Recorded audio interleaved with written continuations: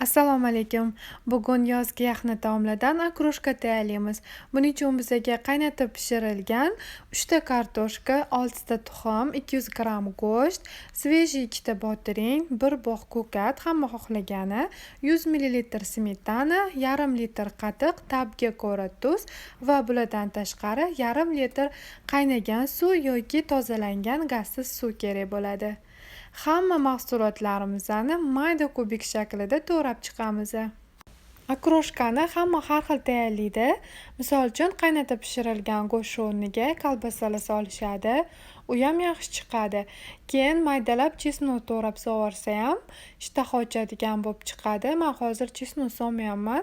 Chunki chesnokligini unchalik yaxshi ko'rishmaydi. Shuning uchun solmayman. Solinadigan ko'katni hamma o'zini yoqtirganini solsa bo'ladi. Men hozir petrushka solyapman. Ko'katni lekin juda ham maydalab solish kerak. Mana hammasini to'g'ri bo'ldik.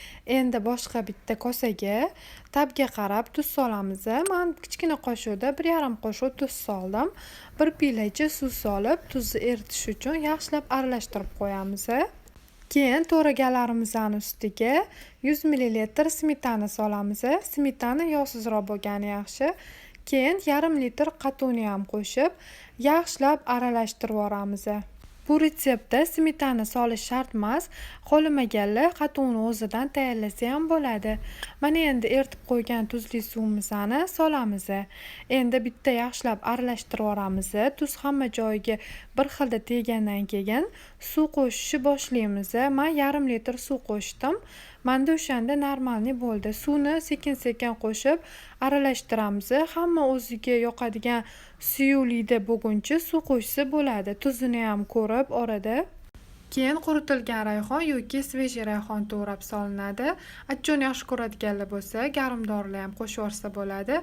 Hammasini tayyorlab aralashtirib bo'lganimizdan keyin xolodilnikka 1 soat yoki soatga qo'yiladi.